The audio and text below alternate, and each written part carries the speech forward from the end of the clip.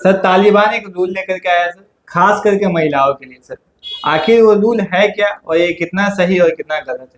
Okay तो मैं तालिबान को लेकर के बता दूं कि अभी हाल फिलहाल में तालिबान ने एक रूल पास किया है, ठीक यस है, सर। एक नियम कानून पास किया है। और उस कानून में दो तरीके की बातें मैं आज बताने जा रहा हूँ। एक है कि तालिबान के रूल्स ने एक प्रकार की अलग जाति व्यवस्था यानी कास्ट सिस्टम का निर्माण किया है। और दूसरा ये जो तालिबान का जो मतलब इसका दूसरा रूप है जो कानून का, ठीक है, यस वो महिलाओं के लिए उतना ही भयावह और खतरनाक भी है। तो जो तालिबान का जो न्यू रूल आया है, एक अलग जाति व्यवस्था की बात करता है और महिलाओं के लिए एक अलग कानून की बातें करता है। ये पूरा क्या है मैं आपको सिंपल बताऊं तो आप इस वीडियो को अंत तक देखना और पूरे के पूरे में कानून आपको समझाने वाला हूं। देखो यस आज पूरी दुनिया में क्या हुआ है ना कि पूरी दुनिया बदल रहा है, ठीक है, पूरा समय बदल रहा है। लेकिन मैं सिंपल बता दूं कि आज भी तालिबानियों का सोच नहीं बदल रहा है। समय अपने अनुसार जिस लेवल पे बदल रहा है, लोग कहाँ चला गया, चांद पे जा रहा है, लोग नए नए चांद पे सेटलमेंट की बातें कर रहा है, ठीक है, दुनिया स्पेस तक पहुंच गया। लेकिन तालिबानियों का सोच आज तक नहीं बदला है, ठीक है। क्या कहता है पूरी कानून, पहले ये समझो। मैं तुम्हें एक सवाल मतलब तुम्हें एक कहानी सुनाता हूँ, तुम बताना मुझे। यस कोई ऐसा देश मान लो जहां पे महिलाओं को मारा जा रहा हो, क्या किया जा रहा हो, मारा जा रहा और डोमेस्टिक वायलेंस दान तो घरेलू Yes. हिंसा बड़े स्तर पे मारा जा रहा हो, और आपका हड्डी ना टूटा हो, क्या नहीं टूटा हो, हड्डी ना टूटा। लेकिन आपको खूब पीटा जा रहा हो, क्या ऐसे, और वहां पे अगर महिला हुआ तो क्या आपको न्याय नहीं मिलेगा? अगर हड्डी नहीं टूटा है और आपको सिर्फ पीटा जा रहा है, हड्डी नहीं टूटा और आपको कोर्ट जाने का इजाजत ना हो, कोर्ट जाने का इजाजत तभी होगा जब आपका हड्डी टूटेगा, तो क्या आप एज अ वुमेन क्या ऐसे देश में रहना पसंद करेंगे? बिल्कुल नहीं सर, क्या ये जाना तो पसंद करेंगे? बिल्कुल तो नहीं। सिंपल समझो कि तालिबान ने एक ऐसा ही फरमान जारी किया है। कहाँ फरमान जारी किया है? अपने अफगानिस्तान। कंट्री अफगानिस्तान में। क्या फरमान जारी किया है? देखो कि फरमान ये है, तालिबान के रूल्स जो बनाया है उसमें रूल्स में ये कहता है कि कोई पति है, ठीक है, वो अपने पति को, पत्नी को किसी भी कारणवश कोई प्रॉब्लम है, कुछ भी हुआ, उसने उसको मारा, ठीक है, तो मारा तो अगर हड्डी टूटा या नहीं टूटा, अगर हड्डी नहीं टूटा है तो फिर उसको इसके लिए डोमेस्टिक वायलेंस नहीं माना जाएगा। मतलब ये घरेलू हिंसा नहीं नहीं है। घरेलू हिंसा तब माना जाएगा जब इसका हड्डी क्या होगी, टूटता है।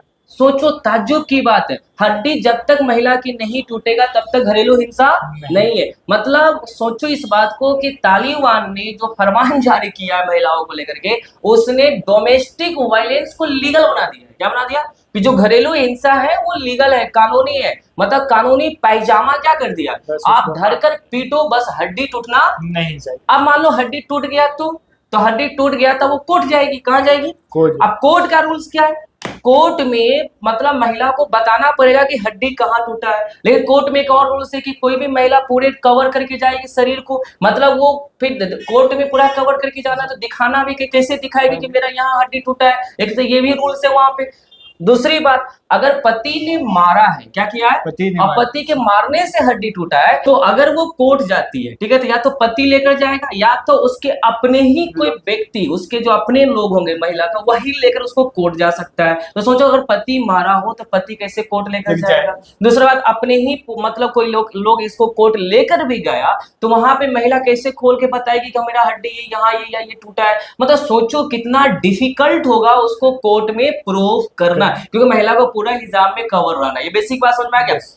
मान लो अगर प्रूफ हो भी गया तो पता है कितने दिन की सजा होगा, मात्र 15 दिन की सजा होगा। कितने दिन की? मात्र 15 दिन का। और ऐसे समाज में अगर आप सोचो कि अगर आप तुम वुमेन हो या कोई महिला है और तुमको बोले कि ऐसे समाज में मैं लिख कर देता और मैं महिला होता, लिटरली बता रहा हूं, तो मैं ऐसे समाज में पैदा हो, अगर हो भी जाता तो मैं लिटरली बता रहा हूं मैं ऐसे समाज का कभी हिस्सा नहीं बनता, ठीक है। नेक्स्ट देखो, और इसमें क्या लिखा है महिलाओं को लेकर के। मान लो कोई भी महिला, ठीक है, एक इतना घटिया कानून है, मतलब सोचो ये तालिबान ने जो फरमान जारी किया, इतना घटिया कानून है ये। एक तो बात तो समझ में आ गया। दूसरी बात, कोई शादीशुदा महिला है और अपने पति के इजाजत के बिना अगर वो किसी अपने रिश्तेदारों से मिलने चली जाती है, कहाँ, अपने पति के इजाजत के बिना, अब रिश्ते, जैसे हमारी मम्मी या कि आप तुम्हारी मम्मी, किसी का भी घर के जो महिला होते रिश्तेदार से, मामा है, नाना है, नानी है, लोग मिल लेते हैं। तो अगर मतलब शादीशुदा महिला अपने मतलब पति के इजाजत के बिना रिश्तेदारों से मिलने जाती है या मिलने गई तो पता है इसको कितने मंथ की सजा होगा? 3 मंथ की सजा होगा महिला को। अगर पति ने हड्डी तोड़ दिया और प्रूफ हो गया तो 15 दिन की सजा है पति पति को। लेकिन पत्नी अगर अपने रिश्तेदारों से मिलने जाती है और उसमें वो जनरली अपने पति से इजाजत नहीं लिया है तो उनको 3 मंथ का सजा होगा। ये फरमान जारी हुआ है कहाँ? तालिबान यानी अफगानिस्तान में। तो मैं सिंपल बता दूं कि एक तालिबान का एक नेता है, ठीक है, उन्होंने क्रिमिनल जस्टिस जो व्यवस्था है एक नया उन्होंने जारी किया है जिसपे 90 पेज का पूरी कानून है। कितना पेज की कानून है? 90 पेज का। इस नेता का नाम क्या है जिन्होंने पूरे कानून को लेकर आया है? उस नेता का नाम है, तालिबानी लीडर है हिब्तुल्ला अखुंदजादा। क्या नाम है? हिब्तुल्ला अखुंदजादा। हाँ, अखुंदजादा करके इस व्यक्ति के लीडर का नाम है जिन्होंने पूरी की पूरी ये कानून क्या किया बना, जो 90 पेज का है, ठीक है। अब देखो इसमें एक तो ये है, अब मैं बता दूं महिलाओं को लेकर के जब तालिबान रूल नहीं था, कहाँ? अफगानिस्तान में, तो महिलाओं को लेकर के जब पूरा अमेरिकन डोमिनेंस था तो एक रूल था 2009 में, अमेरिका के स्पॉन्सर्ड गवर्नमेंट जब तालिबान अफगानिस्तान में चल रहा था तो वहां एक रूल था। उस रूल का नाम था elimination of violence against women. क्या नाम था? Elimination of violence against women. ये बेसिक बात समझ में आएगा। 2009 में आया था।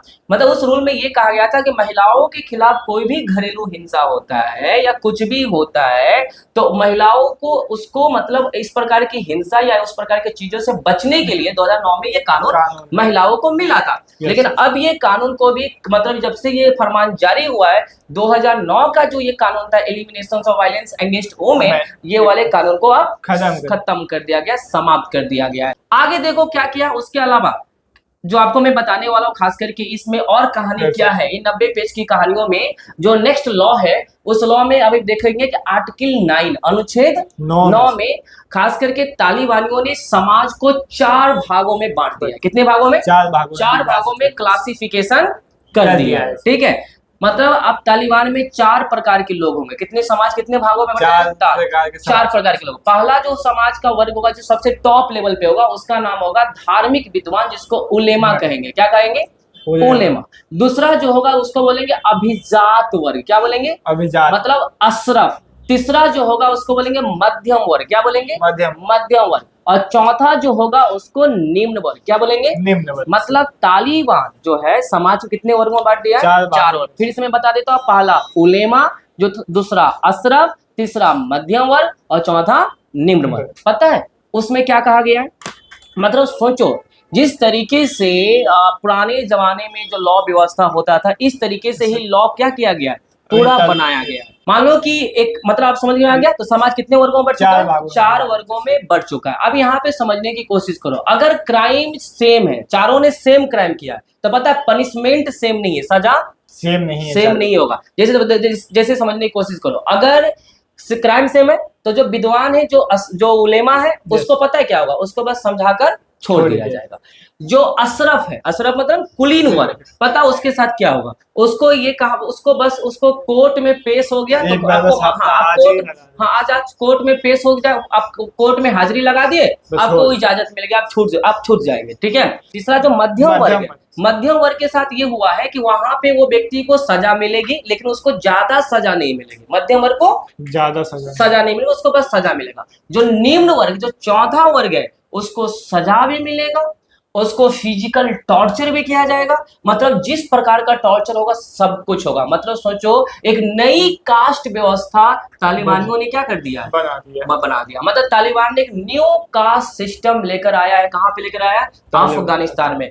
क्राइम चारों ने सेम किया है, सजा चारों का सेम नहीं है। इससे क्या मिलेगा तालिबान को? मैं झूठ नहीं बोल रहा, मैं सिंपल बता दो। जिस तरीके से दुनिया साइंस टेक में आगे बढ़ रहा है और जिस तरीके से दुनिया आगे बढ़ता जा रहा है ना, ये दौर में झूठ नहीं बोल रहा हूँ बाबू। इस बात को समझो, भी इस वीडियो को देख रहे हो, समझने की कोशिश करना। साइंस टेक जिस तरीके से आगे बढ़ रहा है वो दिन नहीं होगा। अपनी दुनिया में न्यू इंपीरियलिज्म आ चुका है। क्या आ चुका है? देखो पहले क्या होता था ना कि जब दुनिया कोल्ड वार से पहले की दुनिया जाओगे, जब इंडस्ट्रियल रिवोल्यूशन दुनिया में चल रहा था तो दुनिया एक दूसरे को कॉलोनी बना रहा था। क्या बना रहा था? कि मैं तेरे यहाँ जाऊंगा, तेरे को कैप्चर करूंगा, तेरे को लूट कर ले जाऊंगा, समझ में आ गया? तेरे रिसोर्सेज को प्लंडर कर लूंगा। अब दुनिया किसी को कॉलोनी नहीं बना रहा है, अब दुनिया न्यू इंपीरियलिज्म के सिद्धांत पर चला। न्यू इंपीरियलिज्म क्या है? मैं अपना सभी सामान तेरे यहाँ क्या करूंगा?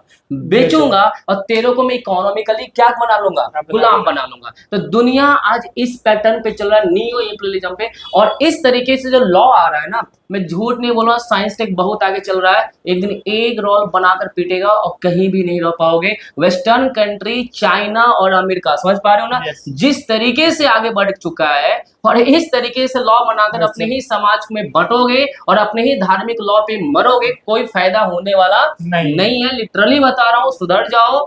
जो भी धार्मिक कंट्री है, समझ में आ गया, जो धार्मिक लॉ बनाता है, अच्छा है कि आप आगे बढ़िए, क्या कीजिए आगे सर।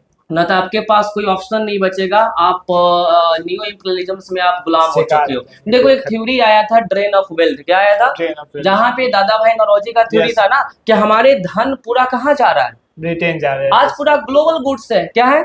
आज जो मैं चीज़ें- मोबाइल से जो वीडियो रिकॉर्ड कर रहा हूँ, ये जो मेरे पास टैब है या जो भी कुछ है, सब ग्लोबल गुड्स है। तो मैं ये कुछ भी खरीदा तो पैसा कहाँ गया, जिसके जहाँ का गुड्स है, product- मतलब यहाँ पे कुछ पैसे रहेंगे, बाकी तो जाएगा ना उसको। तो आज तो सब मैक्सिमम कंट्री आज नियो इंपीरियलिज्म का शिकार हो चुका है, और उसमें भी अगर हम नहीं सुधरे, क्या नहीं करें, नहीं समझ में आ गया, और इस टाइप के फरमान हमारे पड़ोसी देश या कोई भी जारी करता रहा, तो भैया वेस्टर्न बहुत कंट्री, बाकी कंट्री एग रोल बना के पीटेंगे आपको, और आप वहां पे पानी पीने के लिए भी नहीं नहीं। बचोगे। प्लीज यार साइंटिस्टिक अपनाओ, अपने लोगों को पढ़ने दो। कब तक इसी टाइप की चीजों में झुलसते रहोगे और ऐसी चीजों का शिकार मतलब अपने आने वाली जनरेशन का करते रहोगे। मतलब कभी कभी लगता है कि शेर से ज्यादा तो शिकारी हम, मतलब हम ह्यूमंस बन चुके हैं ऐसे ऐसे लॉ बनाकर। आई होप ये बेसिक बात आपको समझ में आ गया होगा।